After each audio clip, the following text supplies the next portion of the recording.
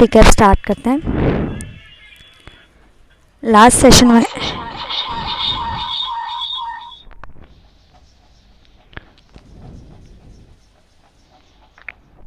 ठीक है, last session में हमने कवर किया था आई थिंक 10 चैप्टर कम्प्लीटली, और आज हमें स्टार्ट करना है चैप्टर नंबर 11।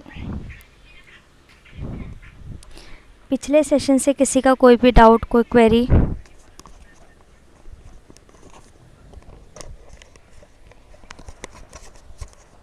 मैंने चैप्टर 10 की रिकॉर्डिंग आप लोगों को अभी नहीं भेजी है क्योंकि अभी मेरे पास है नहीं है वो। या तो मैं नेक्स्ट बैच में उसकी रिकॉर्डिंग करूँगी या फिर मैं अपना देखती हूँ, अगर मुझे कहीं और से उसकी रिकॉर्डिंग मिलती है तो वो आपको चैप्टर 10 की मैं रिकॉर्डिंग भेजती हूँ। ठीक है, आगे बढ़ते जो हैं। लास्ट संडे सेशन था, सो अभी संडे वाले सेशन की रिकॉर्डिंग नहीं है ना? चैप्टर 11 की हमारे पास कोई भी गाइडलाइंस नहीं है।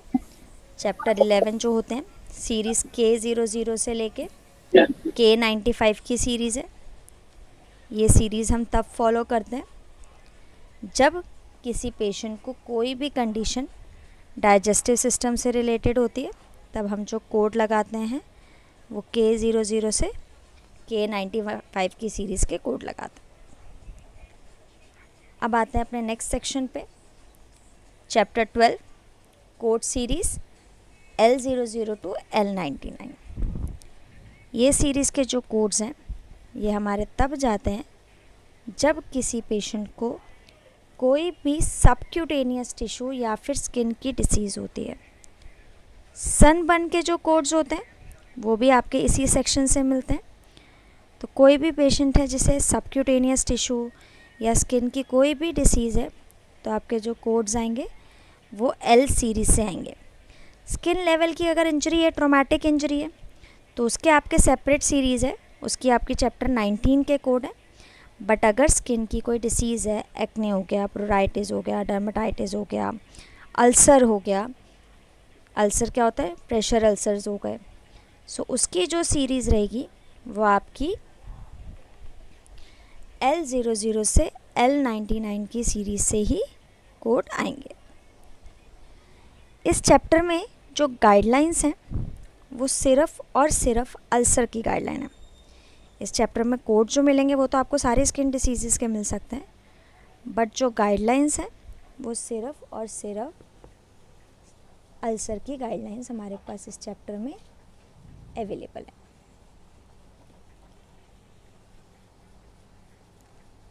अल्सर के जो कोड्स हैं वो हमारे स्टेज के अकॉर्डिंग डिवाइडेड है। मैं आप लोगों को एक इमेज भेज रही हूँ, वो इमेज देखते हैं, फिर हम इसके कोड्स की डेफिनेशन समझेंगे। तो सबसे पहली चीज़, अल्सर के जो कोड्स हैं वो हमारे स्टेज के अकॉर्डिंग डिवाइडेड है। 2 मिनट देना, एक इमेज भेज रही हूँ।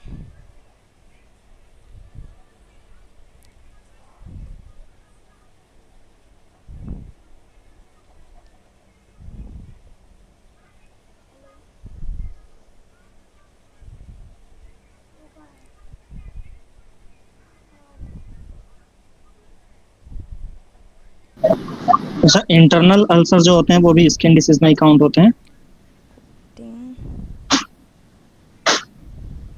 हेलो मैम, मेरी वॉइस आ रही है?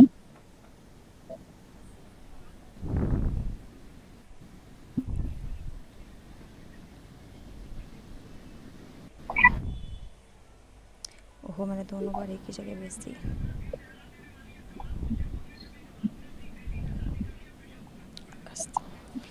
ठीक है, जब आप इस स्क्रीन को देखोगे, अपनी जो पिक्चर है हेलो। उसको देखोगे तो आपको वो आइडेंटिफाई होगा कि जो अल्सर है वो 4 स्टेजेस में होता है, एंड अल्सर के जो कोड्स हैं वो स्टेज के अकॉर्डिंग डिवाइडेड हैं। तो सबसे पहली चीज़, अल्सर के जो कोड्स हैं वो 4 स्टेजेस हैं। अभी मैं सिर्फ स्किन अल्सर की बात कर रही हूँ। स्किन अल्सर के जो कोड्स हैं वो 4 स्टेजेस में डिवाइडेड हैं, और ये जो स्टेजेस हैं, ये स्टेजेस जो हैं that is based on the depth, कि कितने डेप्थ में पेशेंट का अल्सर है। मैम, मेरी आवाज आ रही है?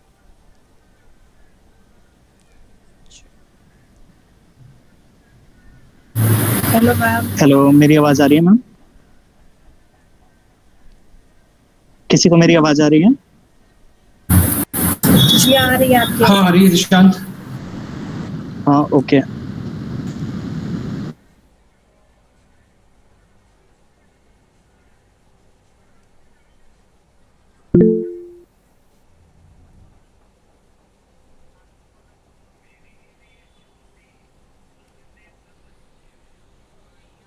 ठीक है,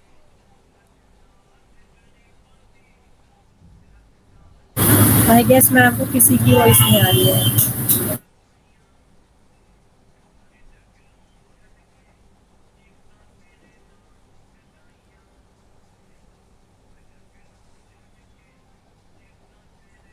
ठीक है। यहाँ पे आपको दिख रहा है stage 1, stage 2, stage 3, stage 4। Image में भी आपको दिख रहा होगा जो मैंने आपको भेजी है। अल्सर में ऐसा ज़रूरी नहीं है कि आपका डॉक्टर आपको क्लियर स्टेज लिख के दे। अल्सर में हो सकता है आपका डॉक्टर सिर्फ आपको बोल दे कि जो पेशेंट का अल्सर है उसकी जो डेप्थ है वो सबक्यूटेनियस लेवल तक है। तो as an coder it's your responsibility कि आप उसके बेस पे उसकी स्टेज डिफ़ाइन करो। बाकी हर सीरीज़ में हमें जो अल्सर के कोड लगाने होते हैं, हमारे अल्सर के जो कोड्स होते हैं या किसी भी कंडीशन के कोड जो होते हैं, that is based on the documentation कि डॉक्टर ने कितनी डॉक्यूमेंटेशन दी है और क्या स्टेज मेंशन करी है। बट अल्सर में ऐसा नहीं है। अल्सर के केस में जो स्टेज हमें डॉक्यूमेंटेशन में लिख के दी है वो अगर मेंशन नहीं है, मतलब डॉक्यूमेंटेशन में मेंशन नहीं है, तब भी हम बेस्ड ऑन द डॉक्यूमेंटेशन कि कितना डेप्थ है वहाँ से डिफ़ाइन कर सकते हैं कि अल्सर कितने डेप्थ पे है। अगर अल्सर फर्स्ट लेयर यानी कि डर्मिस एपिडर्मिस पे है, फर्स्ट लेयर डर्मिस और एपिडर्मिस में है तो उसको हम स्टेज 1 कहेंगे। अगर अल्सर हमारा सबक्यूटेनियस लेवल तक पहुंच गया तो उसको हम स्टेज 2 कहेंगे। अगर अल्सर फेशिया लेवल तक पहुंच गया, फेशिया मतलब मसल तक पहुंच गया, दैट इज स्टेज 3। एंड अगर अल्सर बोन लेवल तक पहुंच गया तो उसको हम स्टेज 4 में कंसीडर करते हैं। अब ऐसा नहीं है कि डॉक्टर सीधा आपको क्लियरली बोल दे कि भाई एपिडर्मिस या डर्मिस है। हो सकता है डॉक्टर बोले आपको कि पेशेंट को फोकल एडिमा है, तो जो फोकल एडिमा होगा वो आपका फर्स्ट स्टेज में आएगा। फोकल एडिमा फर्स्ट स्टेज में आएगा। फोकल एडिमा फर्स्ट स्टेज में आएगा। कोई ऐसी कंडीशन जो सिर्फ एपिडर्मिस और डर्मिस तक है वो भी आपकी फर्स्ट स्टेज में आएगी। सेकेंड स्टेज के लिए डॉक्टर वर्ड यूज़ कर सकता है एब्रेशन। डॉक्टर बोल सकता है कि भाई पेशेंट को एब्रेशन है, वो आपका सेकेंड स्टेज में आएगा। हो सकता है आपको बोले वो ब्लिस्टर्स हैं, blisters also comes in the second stage. हो सकता है डॉक्टर आपको बोले कि भाई ब्लिस्टर्स हैं। ब्लिस्टर्स क्या होते हैं? जो पानी वाले छाले होते हैं उसको हम ब्लिस्टर्स कहते हैं, तो ब्लिस्टर भी हमारे सेकेंड स्टेज में आते हैं। हो सकता है डॉक्टर आपको बोले partial thickness skin loss. Partial thickness skin loss भी हमारी सेकेंड स्टेज पे ही आती है। यहाँ पे मैं लिख भी रही हूँ, ऑल्थो आपने को जो इमेज भेजी है वो उस पर भी लिखा हुआ है वो। So partial thickness skin loss भी आपकी सेकेंड स्टेज पे आती है। स्टेज थर्ड में जब फुल थिकनेस स्किन लॉस हो जाता है that comes under the stage third. Full thickness skin loss का मतलब जो पेशेंट का अल्सर है वो फेशिया लेवल तक पहुंच गया। अगर पेशेंट का अल्सर फेशिया लेवल तक पहुंच जाता है तो वो आता है स्टेज थर्ड। ये हमारा फेशिया, फेशिया मीन्स मसल, ये मसल्स हैं, मसल। इसमें डॉक्टर हो सकता है आपको लिख के दे कि भाई फुल थिकनेस स्किन लॉस है। फुल थिकनेस अगर स्किन लॉस लिखा है तो वो आपका बाय डिफ़ॉल्ट स्टेज 3 हो जाएगा। एंड स्टेज 4 में जो अल्सर है वो बोन लेवल तक पहुंच जाता है। तो स्टेज 4 में अल्सर हमारा बोन लेवल तक पहुंच जाता है। तो जब आपको डेप्थ दिखे कि भाई वो बोन लेवल तक है, नेक्रोसिस ऑफ सॉफ्ट टिश्यू हो चुका है, डीप फेशिया पे वो पहुंच चुका है, तब आपका स्टेज 4 हो जाता है वो।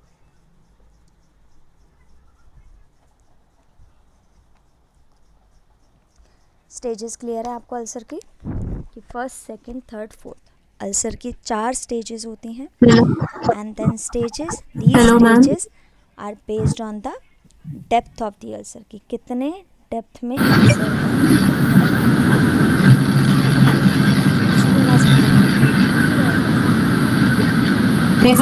Hello ma'am. स्पीकर ही बंद कर दिया था क्योंकि वो हो रहा था इको। स्पीकर यहाँ से ऑन करूँ, यहाँ से तो ऑन है। आपको मेरी आवाज़ आ रही है? यस मैम, आपको सुन पा रहे हैं बट अभी हमारी आवाज नहीं जा रही आई थिंक। सॉरी, मैंने अगर किसी ने कोई क्वेश्चन पूछा तो मैंने मिस कर दिया क्योंकि मैंने ना यहाँ से स्पीकर ही बंद कर दिया था, आवाज़ इको हो रही थी। अब बताना अभी आ रही है आवाज? अभी आ रही है आवाज? हाँ हाँ निशांत आ रही है। ओके। नहीं, बस मैं लास्ट क्लास का भी पूछ रहा था कि संडे को मैं अवेलेबल नहीं था तो उसकी रिकॉर्डिंग चाहिए थी। संडे को ना हमने चैप्टर 10 किया था, ओके। तो चैप्टर 10। Hello ma'am. हाँ जी। हेलो। हैं?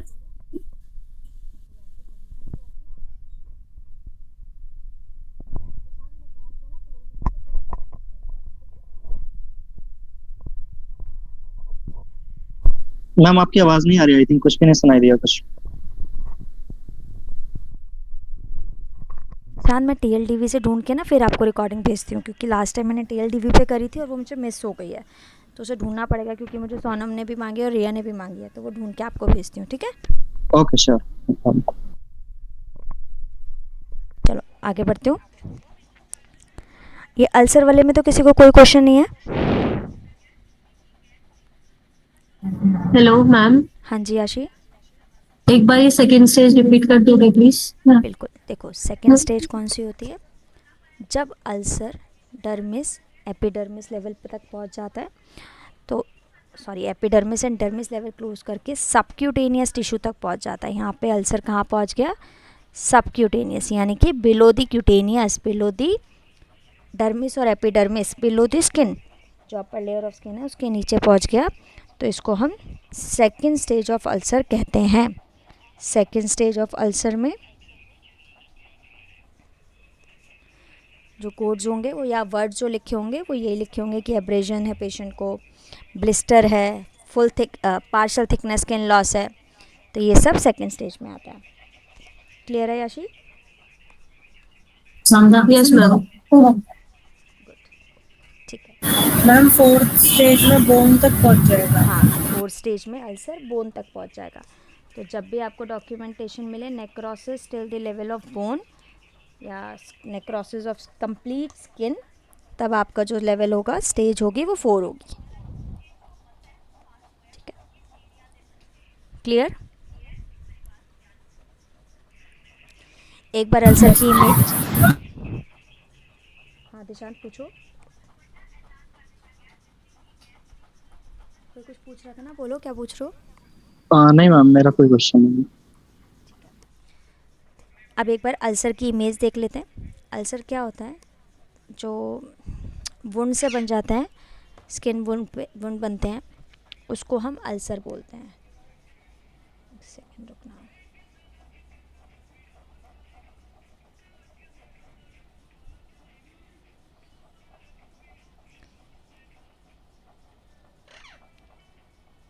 मुझे एग्जैक्ट पिक्चर नहीं मिल रही है अभी अल्सर की, एक सेकंड रुकना, मैं अपना डॉक्यूमेंटेशन देखूँ कि अगर उसमें कुछ मिल जाए तो। ओके,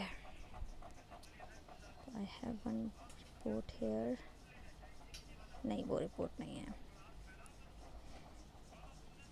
ये देखो, ये जो वुंड सा हो जाता है ना, दिस वन, ये वुंड हमारा अल्सर होता है। जब स्किन अपनी ब्रेक डाउन होनी शुरू हो जाती है, स्किन खुद ख़त्म होने शुरू हो जाती है, तब हम इसे अल्सर बोलते हैं। जब अल्सर फर्स्ट लेवल पे हो डर्मिस और एपिडर्मिस में, तो फर्स्ट स्टेज। जब सबक्यूटेनियस टिश्यू तक पहुंच जाए तो सेकंड स्टेज, एंड जब पेशेंट का अल्सर मसल लेवल तक पहुंच जाए तो थर्ड स्टेज, एंड यहाँ पे जो ये बोन लेवल है, अगर अल्सर बोन लेवल तक पहुंच रहा है तो इसका फोर्थ स्टेज। अल्सर 2 टाइप के होते हैं, प्रेशर अल्सर और non pressure ulcer. Pressure ulcer और नॉन प्रेशर अल्सर में जो फ़र्क है वो सिर्फ इतना है, प्रेशर अल्सर जो होते हैं वो प्रेशर्स एरिया पे होता है, यानी कि अगर कोई पेशेंट सुपाइन पोजीशन पे लेटा है तो एल्बो पे हुआ, ये स्कैपुला पे हुआ, हिप्स पे हुए, सैक्रम पे हुआ, स्कैल्प पे हुआ. So these are the pressure areas कि अगर सुपाइन पोजीशन पे लेटा है. सुपाइन पोजीशन मीन्स बैक पीछे है एंड पाम जो है वो अपवर्ड्स है, that is a supine position. तो ऐसे एरियाज जहाँ पे पेशेंट को बेड सोर्स होते हैं, प्रेशर्स की वजह से वुंड हो जाता है, तो उसको हम अल्सर, प्रेशर अल्सर बोलते हैं. One more time, pressure ulcer के जो कोड है that is based on the stage. और ये डॉक्टर की रिस्पॉन्सिबिलिटी नहीं है कि आपको वो स्टेज लिख के दे. It's your responsibility to see the depth कि कितने डेप्थ में है, और उस डेप्थ के बेस के अकॉर्डिंग आप उसकी स्टेज डिफाइन करोगे. हमारे पास अनस्टेजेबल के भी कोड्स होते हैं. अनस्टेजेबल वाला कोड आप सिर्फ तब लगाओगे जब आपके डॉक्यूमेंट में डॉक्टर क्लियरली लिख के दे कि due to the thick covering या due to the thick eschar I am unable to determine the stage, then only you have to consider it as an unstageable. Example यहाँ पे अभी हमने एक अल्सर देखा था, ये देखो ये ब्लैक ब्लैक, ये ना ब्लैक सी स्चार कवरिंग बन जाती है, ब्लैक सी नेक्रोटिक टाइप की कवरिंग बन जाती है अल्सर के ऊपर, जिसकी वजह से पता नहीं लग पाता कि अल्सर कितने डेप्थ में, अनटिल अनलेस डिब्रीडमेंट नहीं हो जाती. डिब्रीडमेंट प्रोसीजर होता है जिसमें वो क्लीनिंग करते हैं पूरे अल्सर की. तो डिब्रीडमेंट के बाद अगर अल्सर की स्टेज पता लग गई है तब तो आप जो स्टेज पता लगी है वही कोड करोगे. बट अगर डॉक्टर लिख रहा है कि भाई मुझे पता ही नहीं लग पा रही stage due to this and this reason, तब आप अनस्टेजेबल लगाओगे. अनस्पेसिफाइड वाला कोड आप तब लगाओगे जब हमारे पास कोई भी डॉक्यूमेंटेशन अवेलेबल नहीं होगी अल्सर की स्टेज के बारे में. हाँ हाँ मैम, नेक्रोसिस को भी अल्सर में काउंट करते हैं. अगर उसका नेक्रोसिस है जिसकी वजह से अल्सर की स्टेज नहीं पता लग पा रही, तब आप लोगे. अनस्टेजेबल के लिए ओवरऑल कॉन्सेप्ट जो है वो ये है कि अगर डॉक्टर आपको क्लियरली लिख के दे रहा है कि due to this and this reason I am unable to determine the stage of the ulcer, then only you have to consider this as an unstageable. Otherwise अगर स्टेज के बारे में कुछ मेंशन ही नहीं है तो हम उसमें अनस्पेसिफाइड लेते हैं. एक सेकेंड रुको, मैं एक रैंडम कोड खोल रही हूँ ताकि हम इसकी सीरीज़ देख पाएँ. IJKL बाद में आएगा ना, IJKL तो 830.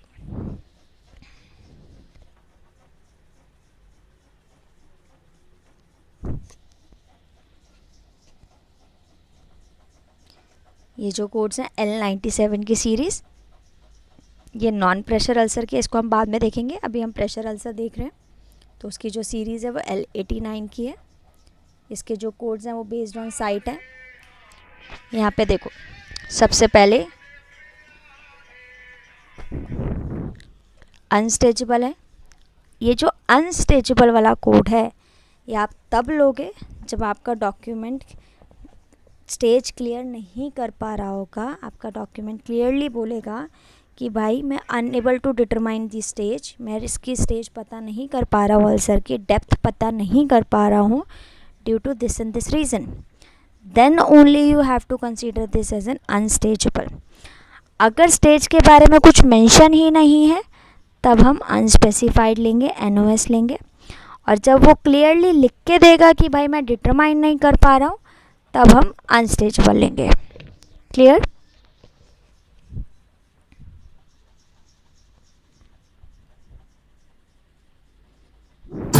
यस मैम, ये क्लियर है. एक बार आप प्रेशर अल्सर और नॉन प्रेशर के बारे में एक बार फिर से बता देंगे? ठीक है, अभी मैं वहाँ जा रही हूँ बट एक सेकेंड रुकना, ठीक है. अभी मेरे को प्रेशर अल्सर पर रहने दो क्योंकि प्रेशर अल्सर की गाइडलाइन और नॉन प्रेशर की ना अलग अलग है. तो अभी मैं उस पर जाऊँगी. पहले हम स्टेज देख लेते हैं. और एक चीज़ मुझे और बतानी है यहाँ पे देखो, first, second, third and fourth stage तो मेंशन ही है, बट इंक्लूजन टर्म में आपको ये दिख रहा होगा. देखो जैसे फोकल एडिमा लिखा है तो एपिडर्मिस डर्मिस में होता है. यहाँ पे मैंने बताया था ना, हो सकता है आपको डॉक्टर एडिमा लिख के दे, फोकल एडिमा लिख के दे, तो वो फर्स्ट में आता है. अगर डॉक्टर आपको एब्रेशन, ब्लिस्टर या पार्शल थिकनेस लॉस लिख के दे रहा है तो वो स्टेज 2 में आता है. और अगर doctor full thickness skin damage दे रहा है तो स्टेज 3, नेक्रोसिस और सॉफ्ट टिश्यू है तो स्टेज 4. अब एक कोड है हमारे पास, pressure induce deep tissue damage.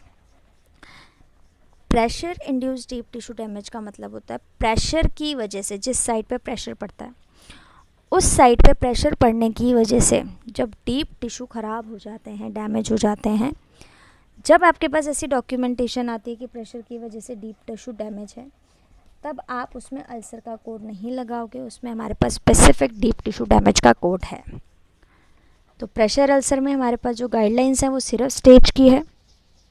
सबसे पहली गाइडलाइन कि भाई जितने आपके पास अल्सर्स हैं उतने आपको कोड करने हैं।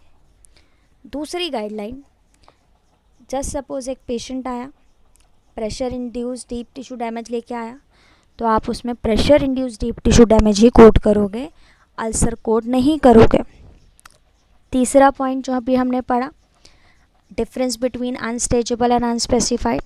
अनस्टेजेबल मीन्स डॉक्टर ने क्लियरली लिख के दिया है कि भाई स्टेज में पता नहीं कर पा रहा हूँ। इस केस में भी अगर आफ्टर डिब्रीडमेंट स्टेज क्लियर हो जाती है तो आप स्पेसिफिक स्टेज का ही कोड लगाओगे, तब आप अनस्टेजेबल का नहीं लगाओगे। अनस्पेसिफाइड का स्टेज तब जाता है जब कुछ भी मेंशन नहीं है। अब आते हैं चौथी गाइडलाइन पे। अगर कोई पेशेंट है जो एक अल्सर के साथ आया और उसका अल्सर इवॉल्व हो गया, इवॉल्व मीन्स प्रोग्रेस हो गया। पेशेंट आया, लेट्स से हेड पे है अभी, तो लेट्स से पेशेंट आया हेड अल्सर के साथ और उसको स्टेज 2 थी। Patient was admitted on October 1st। आज पेशेंट का October 10 है एंड पेशेंट की जो स्टेज है वो प्रोग्रेस हो गई है, स्टेज 2 के साथ आया था तो अब हो गई है स्टेज 3, तो प्रोग्रेस हो गई है स्टेज 3 में। तो अल्सर की क्या गाइडलाइन है कि आप दोनों कोड करोगे।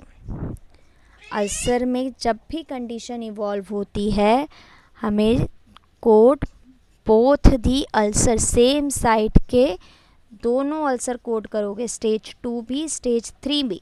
इसको ना याद रखना। अभी तक हम जो पढ़ते आए हैं, ग्लोकामा की गाइडलाइन पढ़ी है या बाकी गाइडलाइन भी जो पढ़ी है, स्टेमी नॉन स्टेमी की, सब में हमने क्या पढ़ा है कि जो सीवियर वाला होगा हम सिर्फ उसी को कोड करेंगे। अल्सर के केस में ऐसा नहीं है। अगर अल्सर प्रोग्रेस हुआ है, इवॉल्व हुआ है, तो इसमें आपके दोनों अल्सर के कोड जाएंगे। सेम साइट का स्टेज 2 भी जाएगा, सेम साइट का स्टेज 3 भी जाएगा जिसमें वो प्रोग्रेस हुआ है। ये चारों पॉइंट्स में किसी का कोई डाउट?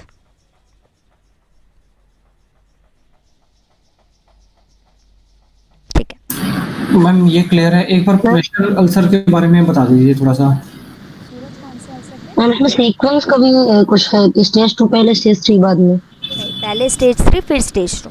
जब भी कोई भी दो कंडीशन है, अगर एक ही चैप्टर की आपकी दो कंडीशन है, एक ही सीरीज़ की दो आ रही हैं, तो आप सीवियर वाली पहले लगाओगे अनटिल अनलेस कोई और एक्सेप्शन ना हो, उसमें कोई गाइडलाइन ना हो। ठीक है, तो इवॉल्व हुआ है तो आप हाईएस्ट वाला पहले लगाओगे, लोएस्ट बाद में। सूरज आप अपना क्वेश्चन रिपीट करना प्लीज़। प्रेशर अल्सर ये क्या होता है? देखो, प्रेशर अल्सर होता है ऐसी साइट्स जब पेशेंट सुपाइन पोजीशन पे लेटा होता है। देखो, हाँ ये सुपाइन, ये इमेज बिल्कुल सही मिली हुई है, वेरी गुड। देखो कहाँ गया आपको इमेज, ये रही। ये पेशेंट सुपाइन पोजीशन पे लेटा है। सुपाइन मतलब बैक की साइड पीछे है, हेड इधर है, आर्म अप की साइड है। तो ये जो साइड्स होती है ना, ये जो रेड साइड्स हैं, back of the head, shoulder area, elbow area, hip, यहाँ पे ना प्रेशर पड़ता है जिसकी वजह से सोर्स होने लग जाते हैं, जिसे हम बेड सोर भी कहते हैं। जो काफ़ी एजेड लोग होते हैं जो बेड बाउंड हो जाते हैं ना, तो उनको एक टाइम के बाद ना बेड सोर्स होने लग जाते हैं, उसको हम अल्सर्स बोलते हैं। ओके मैम, ठीक है। अब आते हैं non pressure ulcers. Non pressure ulcer वो होते हैं जो प्रेशर साइट्स नहीं है, फिर भी पेशेंट की जो स्किन है वो ब्रेक डाउन होनी शुरू हो गई है, डीजनरेट होनी शुरू हो गई है, that is non pressure ulcer. तो प्रेशर अल्सर क्या होता है? जो हमारे बेड सोर्स, इसे हम इजी लैंग्वेज में ऐसे समझते हैं कि भाई bed source. Non pressure ulcer ऐसे एरियाज़ पे अल्सर होना, ऐसी स्किन का डीजनरेशन होना जहाँ पे प्रेशर नहीं पड़ रहा।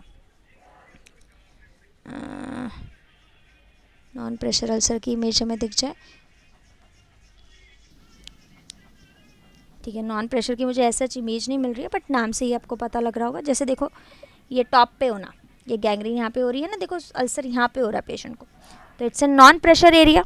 तो यहाँ पे जो हो रहा है वो नॉन प्रेशर अल्सर है। एक और चीज़, प्रेशर अल्सर है या फिर नॉन प्रेशर अल्सर है, ये आपको डिटरमाइन नहीं करना। या आपके डॉक्यूमेंट में क्लियरली लिखा होना चाहिए कि whether it's an pressure ulcer और नॉन प्रेशर अल्सर। अगर डॉक्यूमेंट में नहीं है तो you have to ask from the provider कि भाई ये प्रेशर अल्सर है या नॉन प्रेशर अल्सर है। लेकिन खुद से प्रेशर और नॉन प्रेशर डिटरमाइन नहीं करना। खुद से आप क्या डिटरमाइन कर सकते हो, खुद से आप स्टेज डिटरमाइन कर सकते हो based on the depth. Stage के लिए ऐसा ज़रूरी नहीं है कि डॉक्टर आपको क्लियरली लिख के दे। स्टेज के लिए अगर डॉक्टर ने लिख दिया कि it is till the level of subcutaneous, that is sufficient. Doctor ने लिख दिया percutaneous, that is sufficient to consider it as an stage 2। Percutaneous नहीं, ब्लिस्टर्स लिख दिए तो हमारा स्टेज 2 हो जाएगा। कोई क्वेश्चन अभी तक? नो मैम, क्लियर है। ठीक है, मैंने एक ही चीज़ ना 2-3 बार इसलिए रिपीट करी है ताकि आपको ना अच्छे से याद हो जाए, ये बाद में रिवीजन की ज़रूरत ना पड़े। 1-2 क्वेश्चन भेज रहा हूँ, क्वेश्चन करते हैं फिर आगे बढ़ते हैं, ठीक है।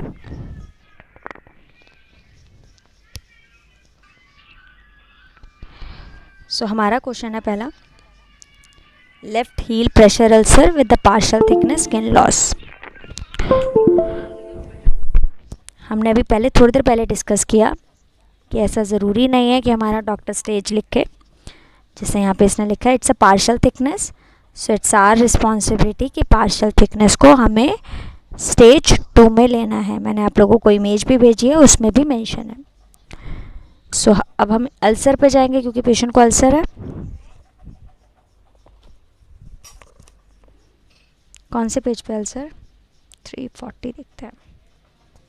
348 340 है, 340 390 390 के बाद है।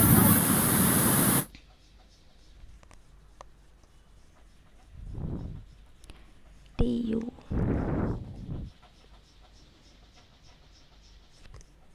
ये तुम्हारा अल्सर। मैम पेज नंबर 395 है। ठीक है, थैंक यू सूरज। अल्सर हमारा कहाँ पे है? हील पे है। प्रेशर अल्सर है तो पहले अल्सर पे जाके प्रेशर देखते हैं, अदरवाइज वापस हम लोअर लिम्ब पे आ जाएंगे। तो अल्सर में प्रेशर देखना है। ये अभी S चल रहा है, PQRS, तो ऊपर चलते हैं। ये रहा प्रेशर, कंटिन्यूड है तो देखते हैं कहाँ से स्टार्ट हो रहा है। प्रेशर स्टार्ट हो रहा है यहाँ से। अब प्रेशर अल्सर कहाँ का है? हील का है, तो ये रहा हील, कोड हो गया हमारा L89.6। एक अप्रोच ये है।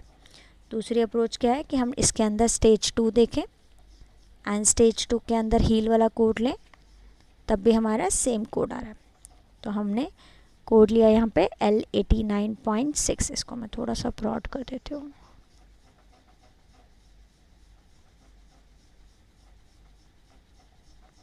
यहाँ पर ऐसे स्टेज तो क्लियर नहीं था, लेकिन टैबलर में जाके देखा तो वहाँ पर मोर डेफिनेशन दे रखी थी, तो वहाँ पे क्लियर हो गया। ठीक है, सो अभी हमने L89.6 लिया, तो अब इसको कंप्लीट करते हैं।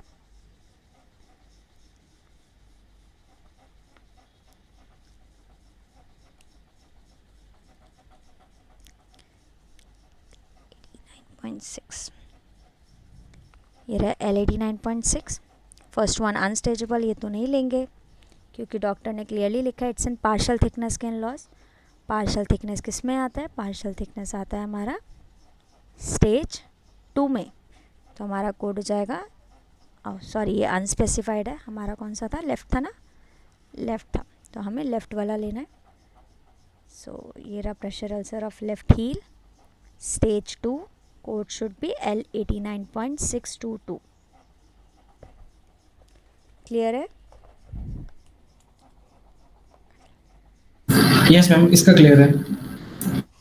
सो कशिश, आपका जो क्वेश्चन क्लियर है? Yes ma'am. Sonam, Shipra, Shahid,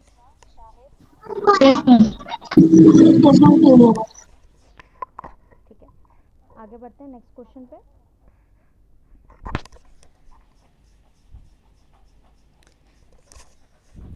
pressure ulcer of right lower back documented as unstageable. Reason भी दिया है इसने, तो सेम प्रोसेस फॉलो करेंगे। अल्सर के बाद हमें जाना है। मैम हाँ जी कशिश। मैम 2 मिनट दे दीजिए, खुद करके देखें एक बार ये वाला। अच्छा कर लो, मैं 2 मिनट रोकती हूँ। करो, आप सब करो सेकंड क्वेश्चन अब। एक बार देख लीजिए, मैंने आंसर भेज दिया। अच्छा मैं भेज और दिया, मैंने एक भी। मिनट के लिए। ठीक है, एक सेकंड रुकना।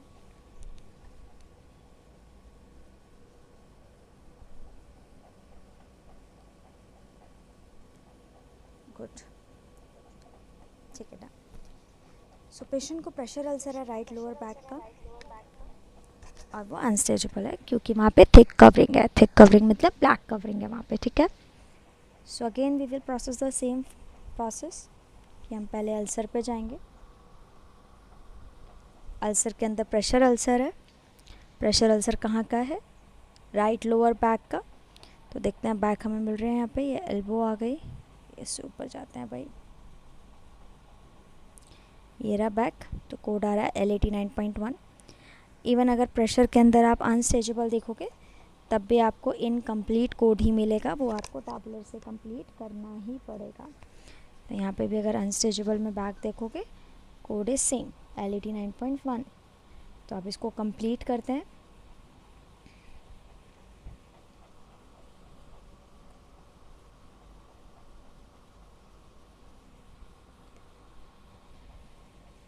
ये रहा हमारा L89.1। राइट लोअर बैक था तो हमने राइट 1-3 ले लिया क्योंकि it was mention right lower back. तो राइट लोअर बैक का कोड हो गया कौन सी? अनस्टेजेबल। अनस्टेजेबल जो होता है वो 0 होता है, तो हमारा कोड जो होगा वो L89.130 होगा। कब तक? जब तक इसकी स्टेज डॉक्यूमेंट नहीं होगी। सेम केस में अगर डॉक्टर डिब्रीटमेंट कर देता एंड आफ्टर द डिब्रीटमेंट हमारे पास डॉक्यूमेंटेशन होती कि भाई डिब्रीटमेंट के बाद स्टेज 2 है या 3 है, तब हम स्पेसिफिक स्टेज का कोड लगाते हैं। कोई क्वेश्चन यहाँ तक?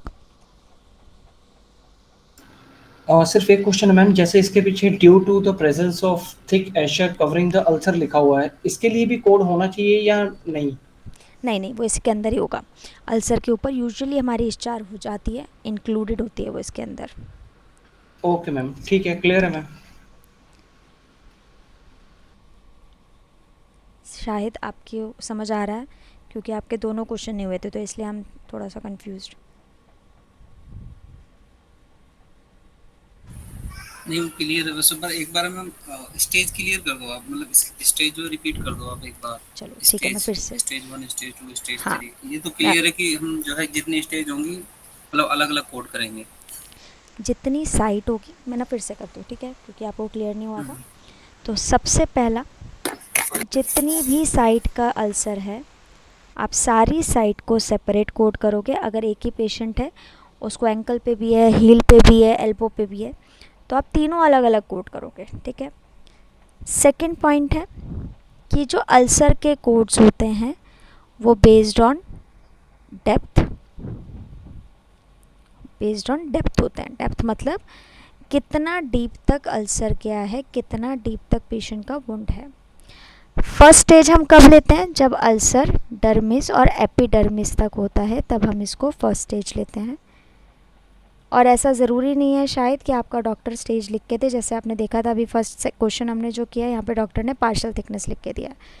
तो अल्सर एक ऐसी कंडीशन है जिसमें आपको स्टेज खुद डिटरमाइन करनी है बेस्ड ऑन द डेप्थ। तो अगर एपिडर्मिस और डर्मिस तक अल्सर है तो that will comes under stage 1। Epidermis और डर्मिस के साथ अगर डॉक्टर ने लिखा है focal oedema, that is also comes under the stage 1। Second stage में क्या होता है?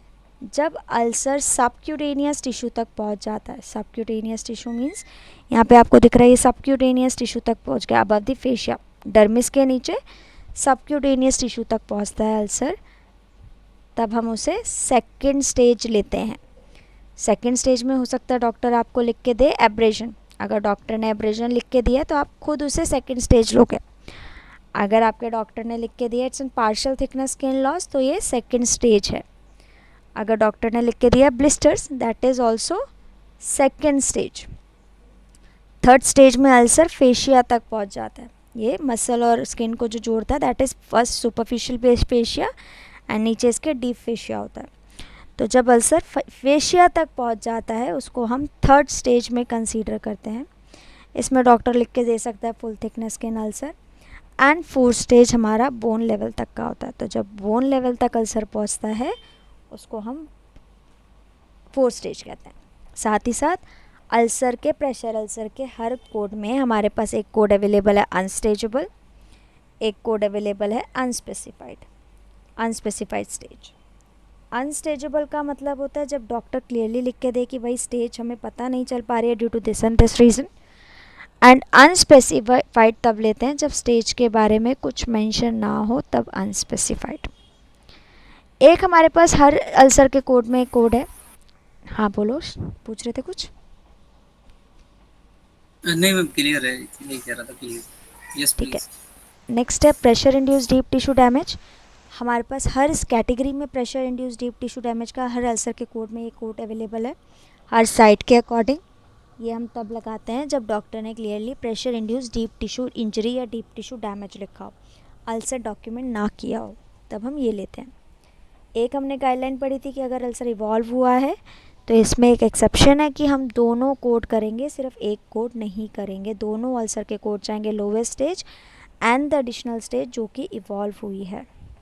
क्लियर है? Yes ma'am, clear. शायद आफ्टर द क्लास आपको ये दोनों क्वेश्चन अटेम्प्ट करने और इसके आंसर्स भेजने हैं। ठीक है, ठीक है। चलो आगे बढ़ते हैं। अब गाइडलाइन रीड करते हैं फटाफट से। 23 ट्राई करते हैं।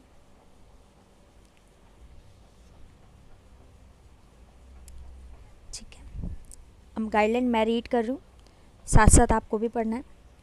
सो सबसे पहली गाइडलाइन है प्रेशर अल्सर स्टेज कोड्स। तो मैंने आपको ऑलरेडी बता दिया कि प्रेशर अल्सर के जो कोड हैं that is based on the stages. ये क्या डिफाइन करते हैं? साइट और stage of pressure ulcer. Pressure ulcer के जो कोड्स हैं वो L89 की सीरीज़ के हैं। नॉन प्रेशर अल्सर के जो कोड्स हैं दैट इज़ फ्रॉम L97। ये जो कोड्स हैं, ये जो स्टेजेस हैं बिटवीन 1 to 4 उसके बेस पे डिवाइडेड है। और ये डिवाइडेड कैसे हैं? स्टेज कैसे डिफाइन की गई है? Based on severity of depth, कि कितने डेप्थ में अल्सर है। As well as we do have the code for deep tissue pressure injury, unspecified code and the unstageable code.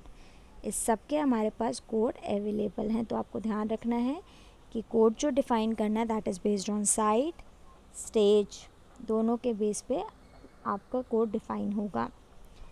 अगर एक से ज़्यादा अल्सर हैं अलग अलग लोकेशन के, तो आपको एक से ज़्यादा कोड भी लगाने की ज़रूरत पड़ेगी अगर पेशेंट को मल्टीपल अल्सर्स हैं। अनस्टेजेबल प्रेशर अल्सर का कोड सिर्फ बेस्ड ऑन क्लिनिकल डॉक्यूमेंटेशन होगा, जहाँ पे आपके पास डॉक्यूमेंट में क्लियरली मेंशन होगा कि जो स्टेज है that can not be clinically determined. अगर डॉक्टर क्लियरली लिख के दे रहा है कि हम इस स्टेज को क्लिनिकली डिटरमाइन नहीं कर सकते, then only you have to consider this as an unstageable pressure ulcer. अगर स्टेज के बारे में कुछ मेंशन ही नहीं है तब आप अनस्पेसिफाइड लोगे। If there is no documentation regarding the stage of the pressure ulcer, you have to consider it as an unspecified and your 6th character should be 9. अगर ड्यूरिंग द इनकाउंटर अनस्टेजेबल अल्सर के साथ आया, डिब्रीडमेंट के बाद हमें ulcer की stage पता लग गई, तो हम कौन सी लेंगे? जो भी स्टेज हमें पता लग गई। याद रखना हमेशा मोस्ट स्पेसिफिक कोड लिया जाता है। तो जो सी स्टेज हमें पता लग गई हम उसी अल्सर की स्टेज को कोड करेंगे। थर्ड आते हैं डॉक्यूमेंटेड प्रेशर अल्सर स्टेज। ऐसा ज़रूरी नहीं है कि हमारा डॉक्टर क्लियरली अल्सर की स्टेज लिख के दे। अगर डॉक्टर ने क्लिनिकली टर्म्स प्रोवाइड किए हैं to define this depth of the ulcer, तब आप उसे कंसीडर कर सकते हो। तो असाइनमेंट जो होगा प्रेशर अल्सर स्टेज का वो क्लिनिकली डॉक्यूमेंटेशन पे होगा कि वो और वो normal documentation of clinical terms भी लिखी हैं, स्टेज मेंशन नहीं हुआ, तो उसके बेस में हम कंसीडर कर सकते हैं। अगर कोई टर्म भी नहीं लिखी है या कोई ऐसी टर्म्स लिखी हैं जो कॉन्फ्लिक्ट कर रही है, ऊपर आपके पास लिखा है सबक्यूटेनियस, नीचे वो टेंडन तक उसके डिब्रीडमेंट कर रहा है, then you can ask from the doctor. और अगर टेंडन तक डिब्रीडमेंट कर रहा है तो आपको ये देखना है कि भाई एक्चुअल अल्सर सबक्यूटेनियस है या टेंडन तक है, तो ये आपको पूछना पड़ेगा उससे। नेक्स्ट आते हैं, अगर अल्सर हील्ड हो गया है, चलो ये क्वेश्चन का आंसर मुझे आप लोग दो। कोई भी कंडीशन जब हील्ड हो जाती है यानी कंप्लीटली ट्रीट हो जाती है और उस कंडीशन को फर्दर ट्रीटमेंट की ज़रूरत नहीं होती, तो उस केस में हम किस चीज़ का कोड करते हैं?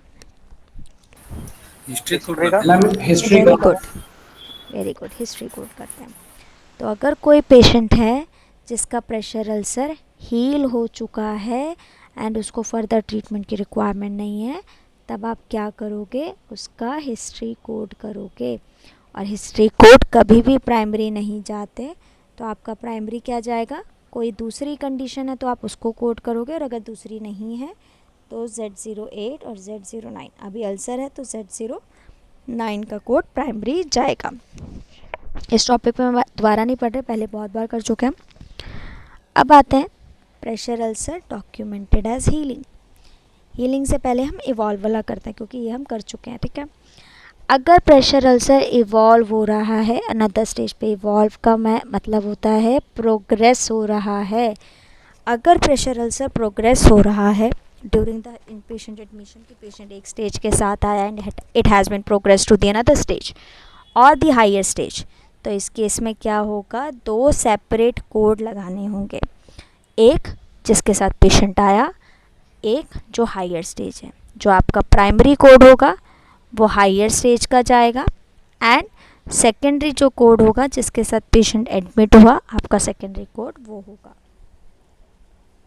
याद रखना, जब भी इवॉल्व होगा, अल्सर ही एक ऐसी कंडीशन है जिसमें आपको 2 सेपरेट कोड लगाने पड़ते हैं, एक वो वाली साइड जिसके साथ पेशेंट एडमिट हुआ, एक वो जिसके साथ जो इवॉल्व होकर स्टेज बनी है, तो दोनों कोड जाएंगे। नेक्स्ट आता है pressure induce deep tissue damage. इसका हमारे पास सेपरेट कोड है। प्रेशर इंड्यूस अगर डीप टिश्यू डैमेज या डीप टिश्यू इंजरी लिखी है तो आप स्पेसिफिक डीप टिश्यू डैमेज या इंजरी का ही कोड करोगे, अल्सर का कोड नहीं करोगे। क्लियर है? यहाँ तक ये गाइडलाइंस क्लियर है आपको? किसी को कोई भी डाउट? ऑल तो 3-4 बार रिपीट कर चुके हैं हम। मैम 5th वाला एक बार हाँ, 5th वाला मुझे नहीं पढ़ा, मुझे 5th 6th वाला वाले हमने में भी पढ़ा, 5th वाला भी करेंगे हम, डोंट वरी, ठीक है दिशान। सूरज 6th वाला? 6th वाले में सिर्फ मुझे ना सीक्वेंसिंग का पूछना है, इसमें सीक्वेंसिंग कैसे रहेगी? देखो, जब भी हम एक सीरीज़ के 2 कोड लगाते हैं, जैसे हमने चैप्टर 10 में पढ़ा था, लेट्स से पेशेंट को COPD और रेस्पिरेटरी फेलियर है, तब हम क्या करते हैं? हाई सिवियरिटी का जो कोड होता है ना, उसको प्राइमरी करते हैं। इस केस में भी अगर पेशेंट अल्सर के साथ आया और वो प्रोग्रेस हो गया टू द अनदर वन, तो जो हाई सिवियरिटी होती है ना, उसको हम प्रिंसिपल डायग्नोसिस करेंगे। क्लियर है सूरज? यस मैम, क्लियर है। सोनम, कशिश, कोई question? Riya, Diksha? No ma'am. No ma'am. No ma'am.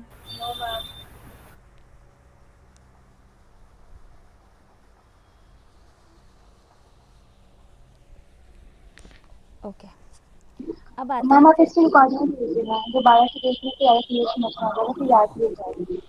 ठीक है, रिकॉर्डिंग कर रहे हो ना आप? हाँ। ठीक है, मैंने रिकॉर्डिंग कर रही हूँ, वो भेज दूँगी मैं, डोंट वरी। अब आते हैं, जब प्रेशर अल्सर डॉक्यूमेंटेड है एज हीलिंग। अगर प्रेशर अल्सर डॉक्यूमेंटेड है कि भाई वो ठीक हो रहा है, अभी तो हमने इवॉल्व बड़ा कि प्रोग्रेस हो रहा है, अगर आपके पास डॉक्यूमेंट में ऐसा मेंशन है कि प्रेशर अल्सर हील हो रहा है, तो इस केस में हम क्या करते हैं? जो pressure ulcer eight the time of the admission था, आप उसको कोड लगाते हो। देखो यहाँ पे क्या लिखा है? Healing should be assign to the appropriate pressure ulcer stage. Appropriate pressure ulcer stage मतलब, लेट्स से पेशेंट आया था, एडमिट हुआ था स्टेज 3 के साथ, now it has been turn to the stage 1 even, so you have to code stage 1 pressure ulcer. अब 3 से हमारा कोई लेना देना नहीं है, 3 वाला हम कोड नहीं करेंगे, हम स्टेज 1 कोड करेंगे। अब eight the time of the, जब वो हीलिंग प्रोसेस में था, हमारे पास स्टेज मेंशन नहीं है, तो हम अनस्पेसिफाइड या स्टेज जो एट द एडमिशन थी वो लगा सकते हैं। अगर डॉक्यूमेंटेशन इन्फॉर्मेशन नहीं दे रही हीलिंग पे, तो आप अनस्पेसिफाइड स्टेज वाला कोड लगा सकते हो कि भाई कौन सी हील होके वो ठीक हुई है, ठीक होके कौन सी स्टेज में कन्वर्ट हो गई है, तब अनस्पेसिफाइड स्टेज। अगर क्वेश्चन में हमारे पास क्लियर नहीं है कि जो पेशेंट का जो अल्सर है जो हील हुआ है, या फिर या तो वो नया अल्सर है या फिर वही वाला अल्सर हील हुआ है जो पहले से था पेशेंट को, तब हम डॉक्टर से पूछेंगे कि भाई ये हीलिंग वाला अल्सर है या फिर कोई नया अल्सर है ये। और ऐसे अल्सर्स जो हील्ड हैं at the time of the discharge, healed है at the time of discharge, तब इस केस में हम हिस्ट्री कोड नहीं करेंगे। इस केस में हम वो कोड करेंगे, वो स्टेज कोड करेंगे जो eight the time of admission थी। तो इसमें 3 सिनेरियोज़ हैं, तीनों सिनेरियोज़ एक बार फिर से करते हैं, ठीक है। सबसे फर्स्ट याद रखना, ये सिनेरियोज़ हम हीलिंग के लिए पढ़ रहे हैं।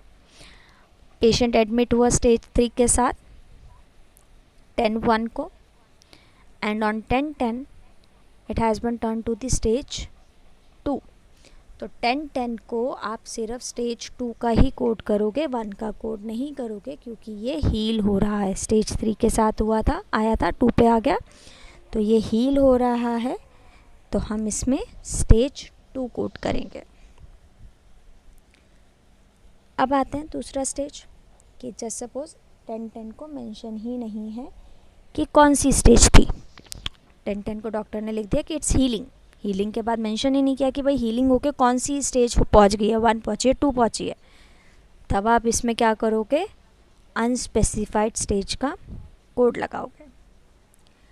अब लेट्स से पेशेंट जो है 10-12 को डिस्चार्ज हुआ, क्योंकि स्टेज 2 भी हील्ड हो गई। अब जब इस दिन डिस्चार्ज हो रहा है उस दिन हम हिस्ट्री का कोड नहीं लगा सकते। डिस्चार्ज वाले दिन हम क्या करते हैं, जो पेशेंट का एडमिशन के टाइम पे स्टेज था हम उसको कोड करते हैं। तो eight the time of admission जो भी था वही आप स्टेज वाला कोड पे लगाओगे, अगर वो हील्ड है। अगर वो इन हीलिंग फेज़ है कि स्टेज 1 पे हीलिंग फेज़ में था तब डिस्चार्ज कर दिया, तब तो आप हीलिंग वाला लगा सकते हो, बट अगर हील्ड है तो जिस स्टेज पे आया था आप उसको कोड करोगे। थर्ड सिनेरियो आता है कि भाई पेशेंट को एक था राइट हील पे, एक था लेफ़्ट हील पे। अब आपके डॉक्यूमेंट क्लियर ही नहीं है भाई कौन सा हील हो रहा है, पुराना है, नया अल्सर है।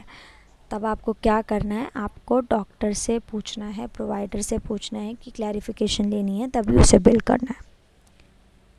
अब क्लियर है आप सबको?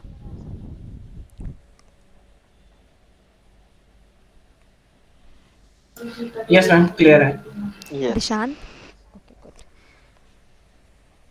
चलो यस मैम, अब क्लियर है। अब आते हैं नॉन प्रेशर अल्सर। कशिश कोई क्वेश्चन तो नहीं है?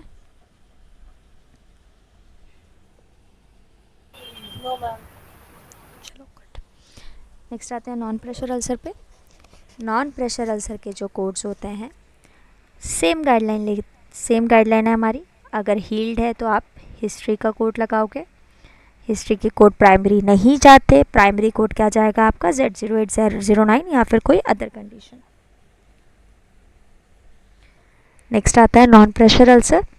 अगर वो हीलिंग है तो जो 3 सिचुएशंस अभी हमने पढ़ी वो ही आपको इसमें फॉलो करनी है। देन आता है अगर पेशेंट आया नॉन प्रेशर अल्सर के साथ और वो प्रोग्रेस हो गया, उसकी सिवियरिटी बढ़ गई, तब आपके दोनों कोड जाएंगे,